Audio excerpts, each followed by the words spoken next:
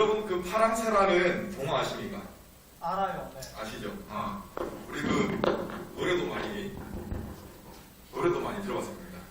파란, 그죠? 파란 하늘을 보았니? 이러면서 하는 노래가 있어요. 아무튼 벨기에의 극작가 마테르 링크라는 사람이 있습니다. 이 사람이 지은 동화곡입니다. 그래서 파랑새라는 것을 몇 번쯤은 들어봤을 거예요. 어린 남매가 성탄 전에 파랑새를 찾아 헤매는 꿈을 꿉니다.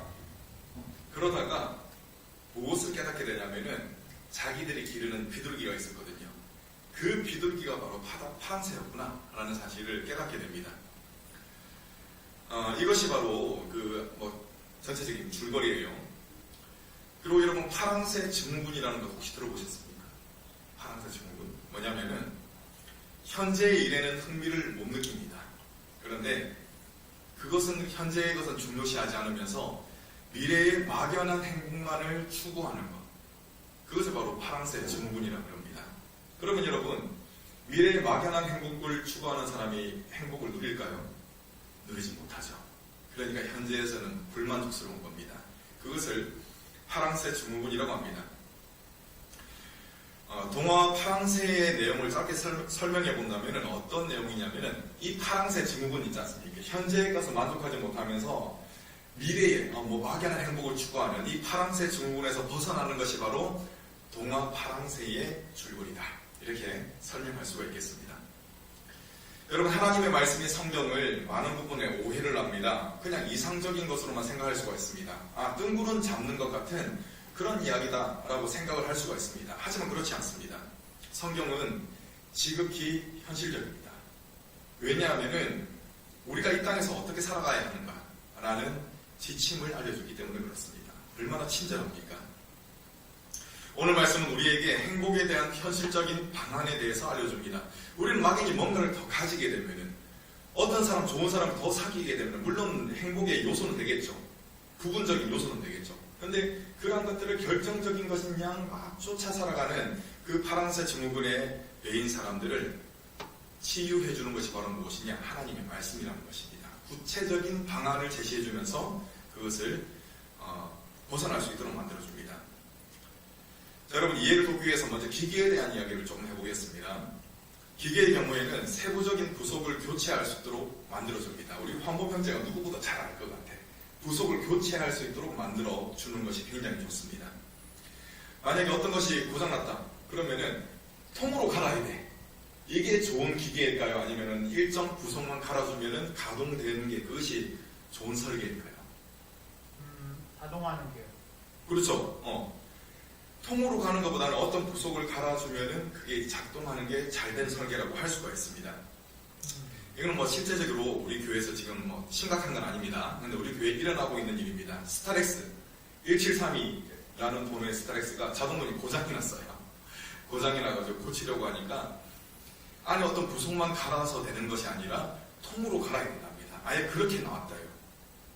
만약에 수익을 내기 위해서 일부러 그렇게 통으로 갈게 만들었다면 그것도 좀 안 좋은 거죠.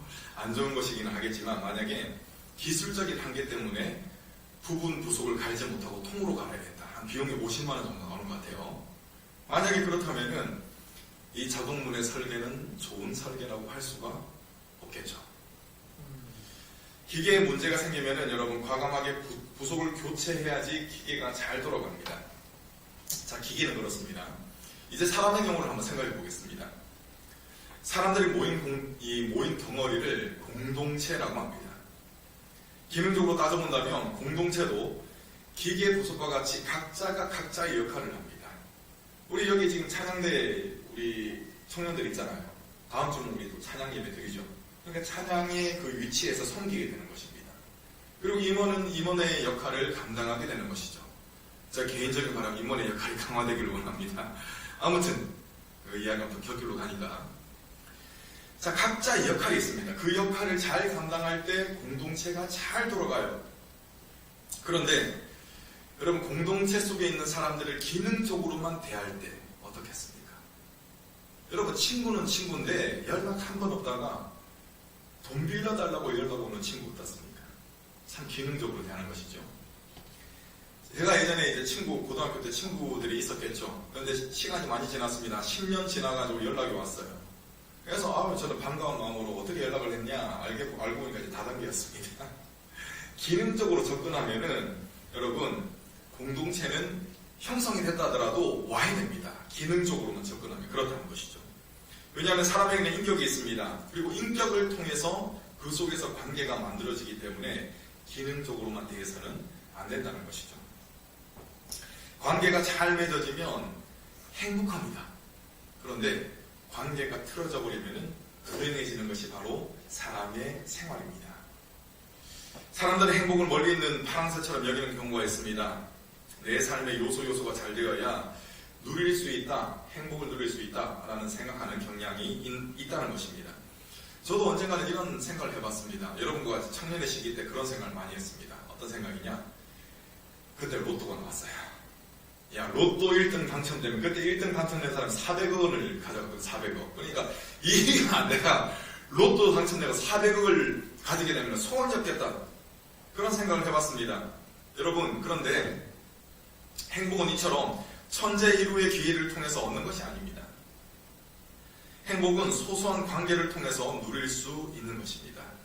오늘 말씀은 행복한 삶을 위해 필요한 것, 소소해 보이는 이 행복한 필수 요소가 무엇인가? 그것을 알려주고 있습니다. 자, 첫 번째, 행복한 삶을 위해서 필요한 것 첫 번째는 바로 사랑입니다. 이게 사랑. 교회에서 너무 많이 듣는 말이죠, 사랑. 그런데 오늘 말씀이 또 사랑을 이야기합니다. 자, 1절 제가 읽습니다. 마른 떡 한 조각만 있고도 화목하는 것이 제육이 집에 가득하고도 다투는 것보다 나으니라. 아멘. 네. 여러분 근데 지금 하울링 좀 생기나요? 그죠? 조금만 좀 낮춰주세요. 1번. 여러분, 인간에게 있어서 가장 기초가 되는 공동체가 어떤 공동체입니까? 응애하면은 누구를 제일 먼저 볼까요? 물론 의사 선생님을 보긴 하겠지만 가장 먼저 만나는 사람은 엄마입니다. 어머니. 그리고 아버지도 보겠죠. 그러니까 이 바운더리가 가장 기초가 되는 가정이라는 공동체라는 것이죠. 1절 말씀은 가정의 특징을 양극화시킵니다. 일부러. 왜? 대비하기 위해서. 한 가정은 경제적인 풍요를 이루고 있습니다. 그런데 경제적인 풍요로움은 있는데 관계성이 필절된 그런 상태입니다. 그리고 이와는 반대로 또 다른 가정은 경제적으로는 필절합니다. 그런데 관계성은 풍요롭습니다. 관계성이 풍요롭다는 것은 뭐죠? 서로 사랑의 관계를 맺고 있다는 것입니다. 말씀을 그냥 우리가 딱 보기만 해도 어떤 가정이 더 좋은 모습이다 라는 것을 대부분 알 수가 있습니다. 관계의 풍요로움이 있는 가정이 더 낫다는 것입니다. 자, 여러분, 이것을 현실적으로 한번 검증을 해볼까요? 많은 형제, 많은 자매들이 잘 살고 있는 데도 있겠지만 불화하고 있습니다. 자, 그렇다면 형제, 자매라 함은 당연히 가까이 친하게 지내야 되잖아요. 그런데 왜 많은 형제, 자매들이 불화할까? 그 이유를 보면은 부모의 재산이 있습니다. 물질을 우선시함으로써 형제, 자매라는 관계성을 내팽개치니까 이 돈 앞에서 원수가 되는 안타까운 일이 생기는 것이죠. 여러분, 1절을 조금 더 구체적으로 살펴보겠습니다. 마른 떡이 나옵니다. 마른 떡은 어떤 떡이냐? 너무 당연한 말이지만 물기가 부족해가지고 딱딱하고 먹기가 어려운 떡이 바로 마른 떡입니다. 그리고 여러분, 예전에 찢어지기 가난하다라는 표현 들어보셨죠?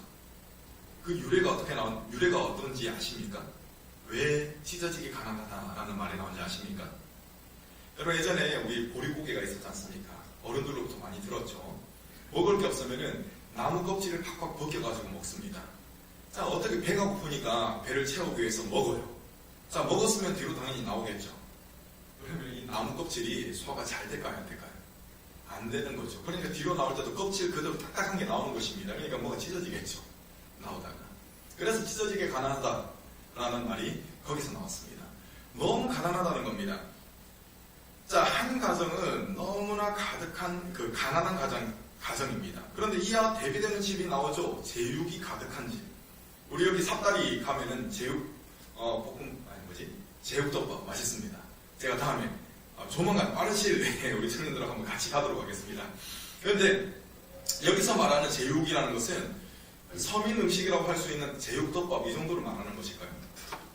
아닙니다.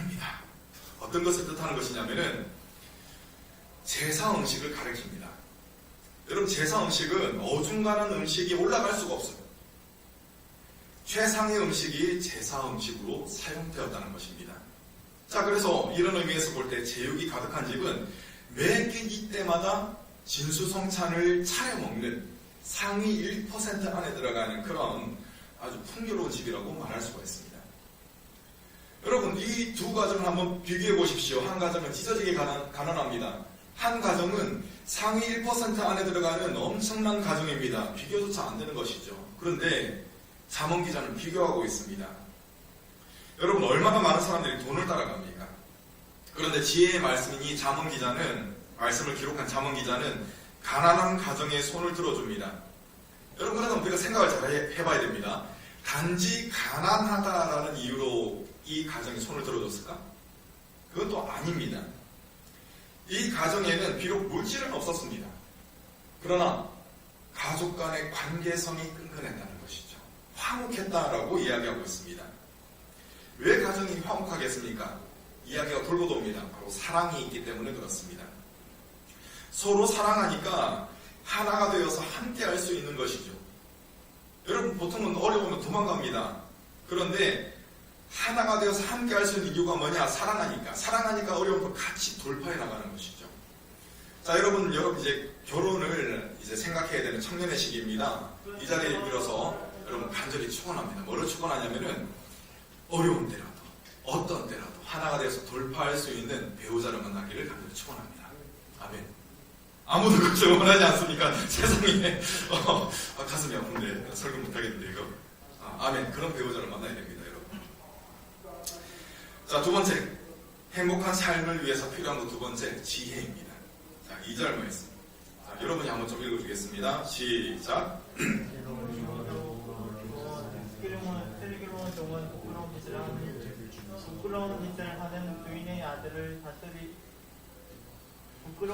하는 주인의 아들을 다스리겠고 또 형제들 중에서 유업을 나누어 얻으리라. 아멘. 감사합니다. 유업이야?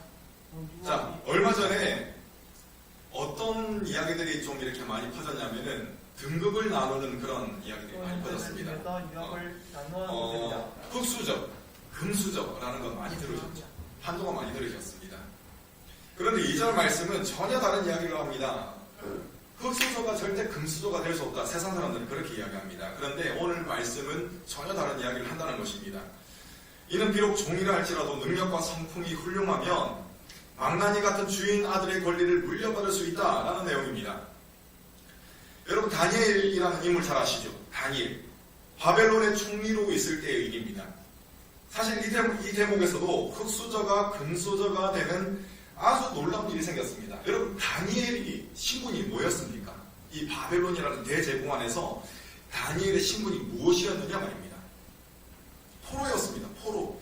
가장 흑수저 중에 흑수저가 바로 다니엘이었다. 이렇게 말할 수가 있습니다. 그런데 여러분, 그 다니엘이 왕 다음의 2인자인 총리가 되었다라는 것이죠. 이것만 하더라도 이야, 정말 대단한 일이 일어났구나 라는 사실을 우리는 알 수가 있습니다. 어느 날 바벨론 왕이 꿈을 꾸었습니다. 다니엘은 그 꿈을 해석을 했고, 바벨론 왕이 느부갓네살이었거든요. 이 느부갓네살이 대제국의 왕이 될 수 있었던 이유가 바로 하나님께 있다라는 사실을 알려줍니다.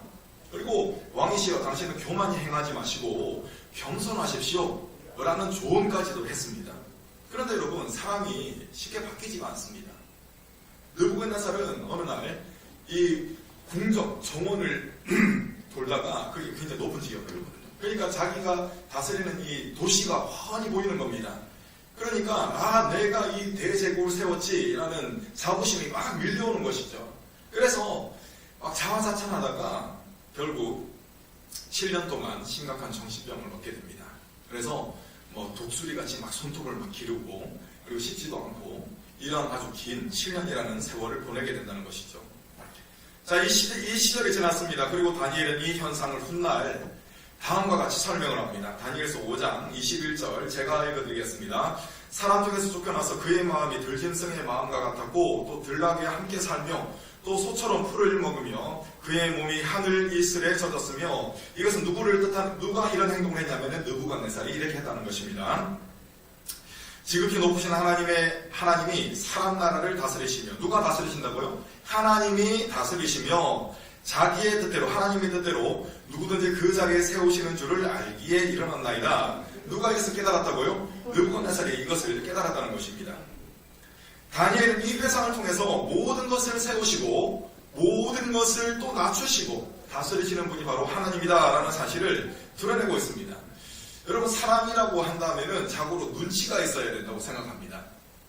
여러분, 눈치라는 것은 뭐 좋은 의미도 있겠지만 나쁜 의미도 있습니다. 그런데 저는 좋은 의미의 눈치를 말씀드리고 싶습니다. 집안에서도 아이들이 우리 집의 신세는 누구다라는 사실을 알고 있어요. 눈치로.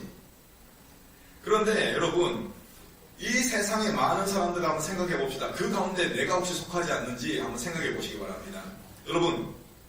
여러분은 살아가면서 하나님의 눈치를 보십니까?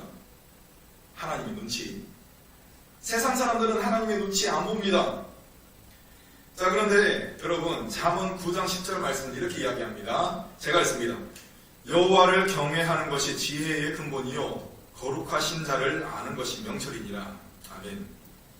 여러분, 여호와를 경외하는 것이 지혜의 근본이라고 했습니다. 이것은 조금 속된 표현이긴 하지만 와닿는 표현으로 어떤 표현이냐면은 하나님의 눈치를 보라는 것입니다. 하나님은 종이었던 자를 주인의 아들로 근본적인 변화를 일으킬 수 있는 전능자이십니다. 우리는 예수 그리스도를 통한 은혜로 말미암아 본질상 진노의 자녀였지만 그럼에도 불구하고 예수 그리스도의 은혜로 말미암아 하나님의 자녀로 변화가 되었습니다. 정말 엄청난 변화죠. 여러분, 이것을 우리가 아는 것만으로는 안 됩니다. 전능하신 하나님을 경외하며 슬기롭게 행하는 것, 그 삶이 있어야 된다는 것입니다. 하나님을 경외하는 삶이 우리에게 있어야 한다는 것입니다. 그 사람이 어떤 사람입니까? 가장 지혜로운 사람이라는 것이죠. 그리고 그 지혜로운 사람이 무엇을 누릴 수가 있습니까? 그 사람이 행복을 누릴 수가 있습니다. 여러분, 우리가 순서가 잘못되지 않았는지 한번 생각해 보시기 바랍니다. 나의 행복을 위해서 다른 것을 다 추구해요. 그런데 하나님은 추구하지 않는 거예요. 하나님의 뜻 관심이 없습니다. 그런데 내가 행복을 추구해 존재하지 않는 파랑새를 쫓는 것이죠. 그것이 혹시 나의 모습이 아닌지를 생각해 봐야 한다는 것입니다. 그런데 여러분, 참된 행복은 여호와를 경외하는 지혜에 있다라는 사실을 여러분 꼭 명심하시기 바랍니다. 자, 세 번째, 행복한 삶을 위해서 필요한 세 번째는 훈련입니다. 자, 3절 제가 읽습니다. 도가니는 은을, 풀무는 금을 연단하거니와 여호와는 마음을 연단하시느니라. 아멘. 제가 너무나 속단하는 것인지는 모르겠지만 사람에게는 무임승차를 하고 싶어하는 욕구가 어느 정도는 있는 것 같습니다. 여러분, 대학생활 하셨죠? 하신 분들 계시고 하는 분도 지금 있습니다. 자, 내가 과제를 해요. 과제. 그래서 내가 어떤 욕구가 있냐면 내가 좋은 조에 편성되고 싶다. 내 조원들이 막 날고 기는 사람들 있잖아요. 그 사람들하고 이제 편성이 돼가지고 조원들 덕을 보고 싶어하는 마음 저는 있었습니다. 양심상은 있었어요. 자, 그리고 여러분, 사람을 사귀는 장소가 있습니다. 이 파티하는 장소. 그런데 저는 굉장히 내성적인 사람이거든요. 그래서 어떤 바람이 있었냐면은 슈퍼 인싸 같은 친구들이 한 사람씩 있습니다. 저한테도 있었거든요. 그래서 그 친구한테 이제 덕을 딱 붙어 있으면은 분위기가 좋아져. 그럼 어떤 느낌이 있냐면은 나 때문에 분위기가 좋아지는 것 같은 그런 느낌을 받습니다. 여러분, 이것도 그냥 따져보면은 무임승차를 원하는 그런 욕구다. 저는 그렇게 생각이 돼요. 자, 보편적으로 다른 이의 덕을 보고 싶어하는 바람이 있습니다. 그런데 이 바람과는 달리 성경은 어떻게 이야기하느냐? 대가를 지불하라. 너무 혹독하죠? 너무 냉정한가? 혹독하다기보다는 냉정한가? 대가를 지불하라고 합니다.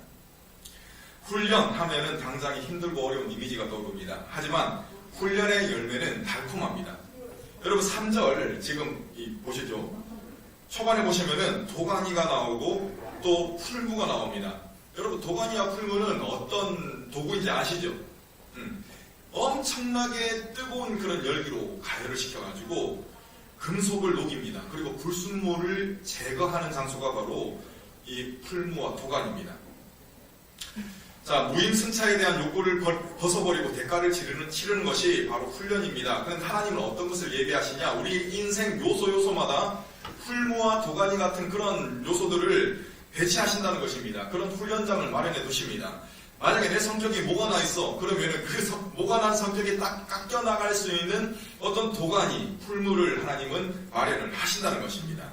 여러분, 인생의 풀무 참 대단하죠. 그런데 이 사람에 비하면은, 이 사람이 겪었던 인생의 도가니, 이 사람이 겪었던 풀무에 비하면은 다른 사람들의 도가니와 풀무는 아무것도 아닙니다.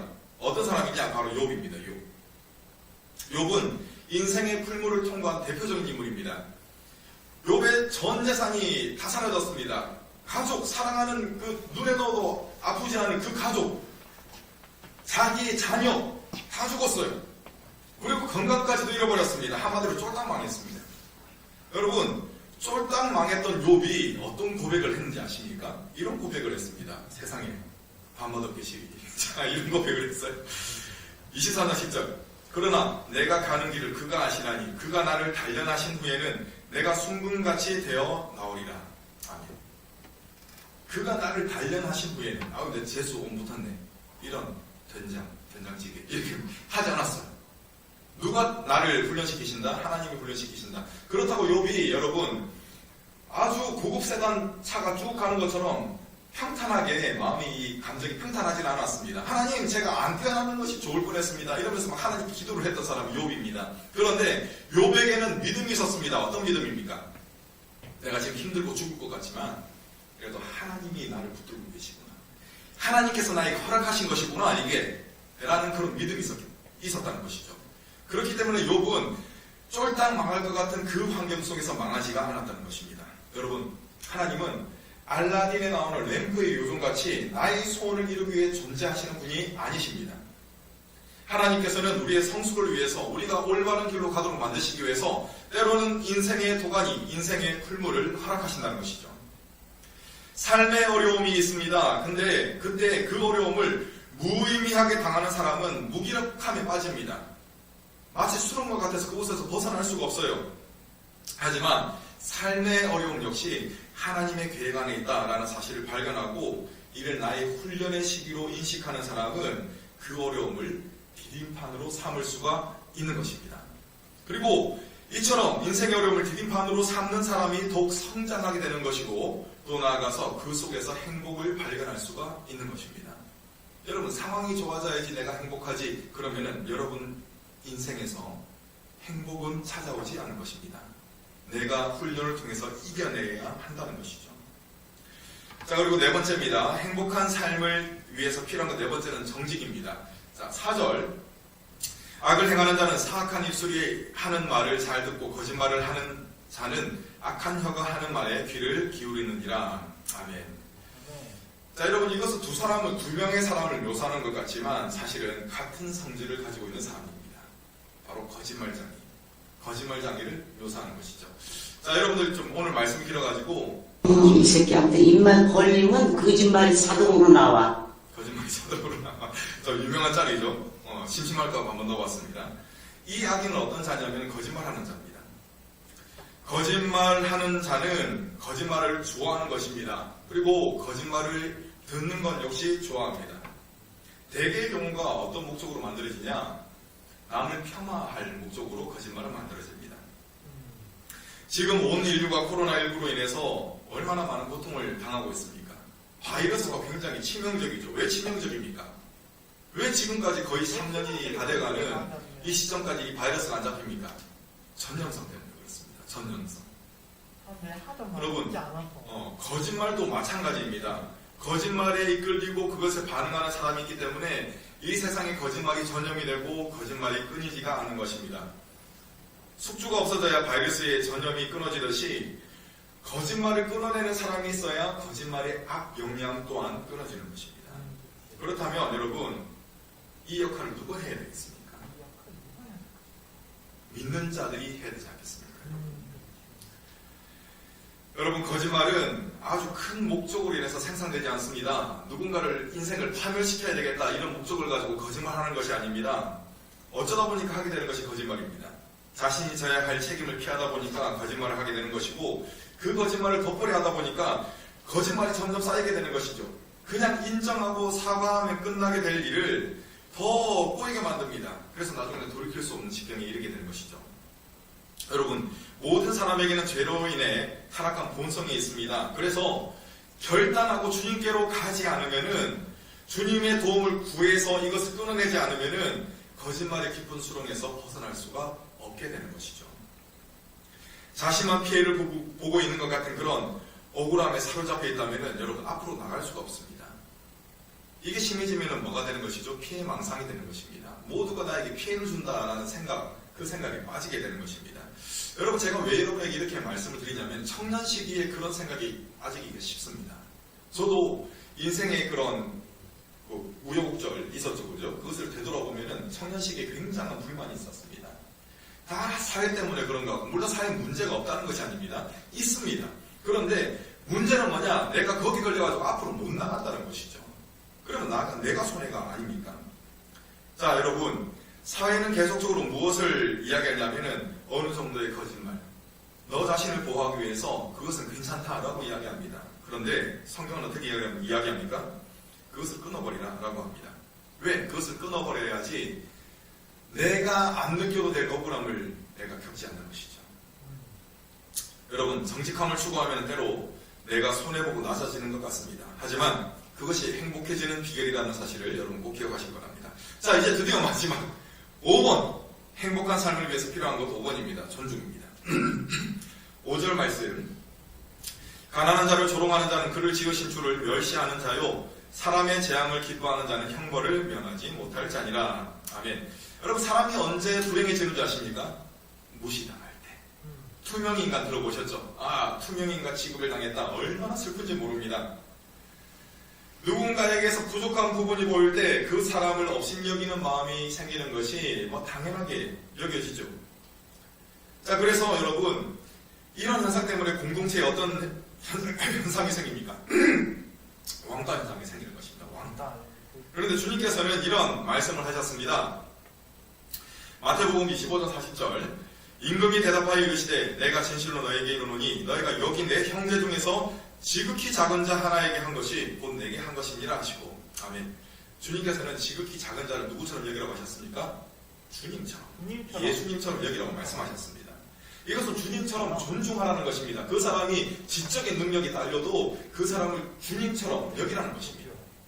그리고 그 사람이 가난하다 할지라도 주님처럼 여기라는 것입니다. 존중하라는 것이죠. 여러분, 왜 주님께서 이런 말씀을 하셨을까요? 그것은 바로 모든 사람이 하나님의 형상을 따라 지음을 받았기 때문에 그렇습니다. 내가 볼 때 그 사람이 아무리 못났다 하더라도 그 사람 누구의 형상으로 지음받은 사람입니까? 하나님의 형상으로 지음받은 사람이라는 거예요. 그래서 여러분, 다른 사람을 멸시하고 조롱하는 것은 그를 만드신 하나님을 조롱한다라고 말해도 과언이 아닙니다. 인간의 타락한 본성은 다른 일을 누릴 때 자신이 높아지는 것 같이 여기도록 만듭니다. 하지만 예수 그리스도 안에서 거듭난 자는 다른 일을 존중할 때 비로소 내가 높아진다는 사실을 잘 알고 있습니다. 그렇기 때문에 다른 일을 멸시하는 것이 당연한 것 같은 상황이 생기는 때가 있습니다. 그런 상황이 생긴다 하더라도 그 사람을 함부로 대하지 않는 것입니다. 진짜 믿음을 가진 사람은 그렇습니다. 다른 일을 존중히 여길 때 그리스도께서는 나를 기뻐하십니다. 그리고 주님이 나를 기뻐하실 때 그때 내가 정말로 행복해지는 것입니다. 여러분, 말씀을 읽겠습니다. 먼 곳에서 행복을 찾게 된다면 그 행복은 영원히 잡을 수 없는 파랑새가 되어버릴 겁니다. 하지만 여러분, 행복은 가까운 곳에 있습니다. 오늘 말씀은 우리가 행복이라는 파랑새를 잡는 비결이 무엇인가? 그것을 알려주고 있습니다. 먼 곳에 있는 것이 아니라 매우 가까운 곳에 있습니다. 그것이 무엇이냐? 로마서 10장 5절에서 9절, 제가 빠르게 읽겠습니다. 모세가 기록하되 율법으로 말미암는 의를 행하는 사람은 그 의로 살리라 하였거니와 믿음으로 말미암는 의는 이같이 말하되 내 마음에 누가 하늘에 올라가겠느냐 하지 말라 하니 올라가겠느냐 함은 그리스도를 모셔내리는 것이요. 이게 이제 핵심입니다. 혹은 누가 무저갱이에 내려가겠느냐 하지 말라 하니 내려가겠느냐 함은 그리스도를 죽은 자 가운데서 모셔 올리려는 것이라. 이겁니다. 8절. 그러면 무엇을 말하느냐? 말씀이 내게 가까워 내 입에 있으며 내 마음에 있다 하였으니 곧 우리가 전파하는 믿음의 말씀이라. 아멘. 자, 네. 저까지 9절까지. 내가 만일 내 입으로 예수를 주로 시인하며 또 하나님께서 그를 죽은 자 가운데서 살리신 것을 내 마음에 믿으면 구원을 받으리라. 아멘. 여러분 조금 길었죠? 근데 조금 긴 내용을 요약을 하자면은 다음과 같습니다. 믿음 안에서 말씀을 붙들라는 것입니다. 믿음 안에서 말씀을 붙들라. 여러분, 여러분에게 지금 말씀을 접하지 못하도록 막 목숨을 위협하는 사람이 있습니까? 없죠. 언제든지 우리는 말씀을 접할 수가 있습니다. 그리고 여러분들 지금 신앙생활한 게 지금 몇 년입니까? 몇십 년 단위로 넘어가지 않습니까? 그렇기 때문에 선포된 말씀, 그 말씀으로 인해서 새겨진 말씀이 있습니다. 그러니까 이 말씀이 나에게서 멀다고 할 수가 없습니다. 엄청 가까운 말씀이라는 것이죠. 여러분, 이 말씀을 내가 붙드는 삶이 바로 어떤 삶이냐? 주님을 주인으로 모신 삶이라고 할 수가 있습니다. 그리고 주님을 주인으로 모신 삶이 정말 행복한 삶인 겁니다. 여러분, 오늘 말씀에 근거하여 행복이라는 파랑새를 잡는 비결 5가지를 말씀드렸습니다. 먼저는 사랑 안에 거하십시오. 두 번째, 하나님을 경외하는 지혜를 추구하십시오. 세 번째, 인생에서 찾아오는 어려움, 이 훈련을 두려워하지 마십시오. 네 번째, 이익보다는 정직을 택하십시오. 다섯 번째, 다른 일을 존중히 여기십시오. 주님이 잠언을 통해 주신 이 말씀을 붙잡는다면 하나님이 우리에게 행복이라는 파랑새를 잡도록 허락해 주실 것입니다. 이 행복이라는 파랑새를 잡는 우리 모든 청년 지체들 되기를 간절히 축원합니다. 아멘. 아멘.